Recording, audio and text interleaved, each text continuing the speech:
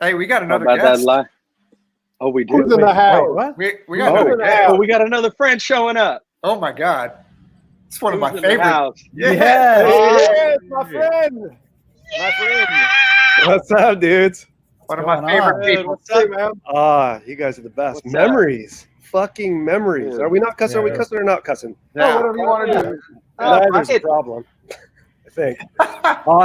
Awesome. Thanks for having me on. This is fucking amazing. What Good. How crazy you doing? memories. Yeah.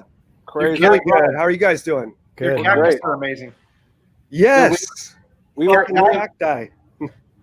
talking ahead earlier, and we were talking about how, the first tour that we ever proper arena tour we ever did was with Korn, and it was like the best tour you could ever ask for, especially for your first tour. But other than that tour being our first one, we always tell people that the best tour that we've ever had was with you guys. The most fun. Man. Just throwing it down. Well, we definitely had some serious fun. They would have had to have fucking broken the bank to have more fun than we did, But I don't, it's possible. But yeah, what an incredible fucking tour. Yeah, it was next level, and I drank a lot through that. George Dickel was in the surprisingly remember quite a bit of it though. But it was incredible. I remember beginning of 2009. Is that when we rocked out? Like we were out for quite a while, right?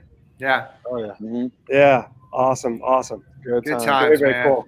Yeah, it was absolutely incredible. Absolutely The best was the backstage parties where we all discovered that we both had a huge love for Mr. Bungle, and we were just blasting Mr. Oh Bungle. yeah. blasting Bungle, going crazy. Going crazy. Yeah, unbelievable energy for sure. It was a trip. It was a trip because I remember sitting. Or go ahead, Tony. Go ahead. Oh no, I was just gonna ask. We had a dinner party one night at like a steakhouse, and I remember Johnny Christ rolled in, and he was. We were all pretty lit, but I think didn't he pass out like on his steak or something? Like, yeah, that guy was a hot mess in those days. I'm not sure much has changed, but sorry, Johnny. Yeah, it was brutal. We had what was our drink? It was root beer and brown eye vodka, the brown eye, and if we used Crown Royal, it was the Crown Eye. And we just drank those pretty much with impunity, or so we thought. He passed out in a multitude of different areas, but we didn't. We didn't pass out. And George Dickel made an appearance a lot. George Dickel was everywhere. Sweet Dickel. So thank you for that. Thank you for the introduction. Yeah, absolutely. Sin, we've never met before because you guys toured after my exit from the band. Right. What's up? I'm Dave. Nice to meet you. Hey, pleasure. Huge fan, brother. Huge fan. Yeah, awesome. Tell me what you love about Infest, bro. Well, the thing about Infest, literally, it was like such a change to the scene, and so like it was.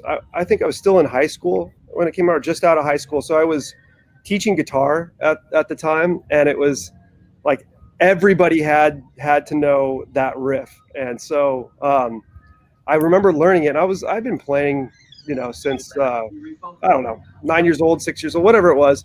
So I was kind of more technical, and I just remember how Last Resort was just so fucking unorthodox, and I was just like, how would they write something like that, or why? And then it changed my thought process. I was like, they wrote this by ear. This is fucking artistry, is songwriting. What a concept, right?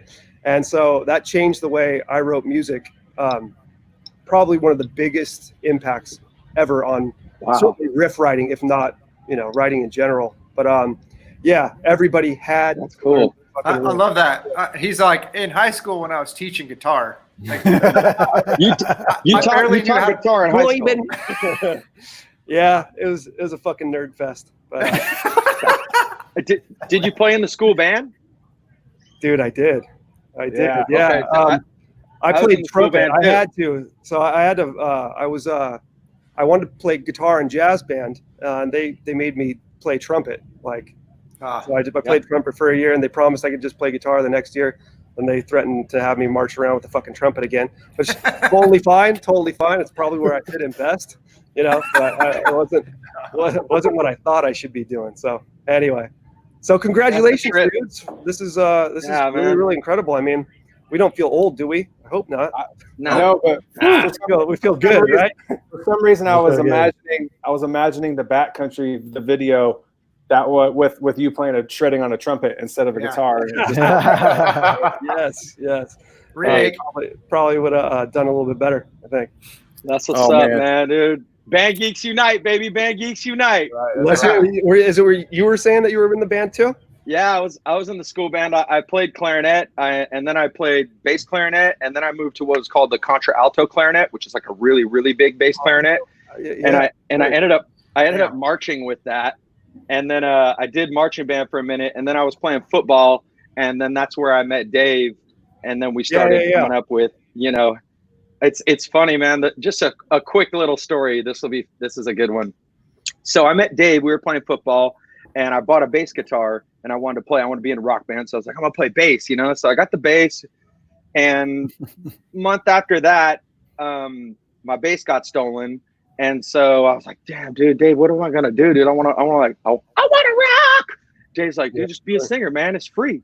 And so that's literally how I became a singer. On my bass I've ever heard. Be a singer. Yep. It's free. It's free. And here I am. Yeah! Yes. That's right. Yes. Yep. That's brilliant. That's brilliant. Dude. But yeah, I was a band geek too, man. Junior high, I played in the school band and orchestra percussion section, dude. Yeah. Really? Oh, awesome. yeah, for sure. So what was the segue into football? Okay, so literally I had gone to I was a transplant from LA. I had moved up the summer before 9th grade. My family moved up to Vacaville from LA. And up until then, I was, doing band stuff.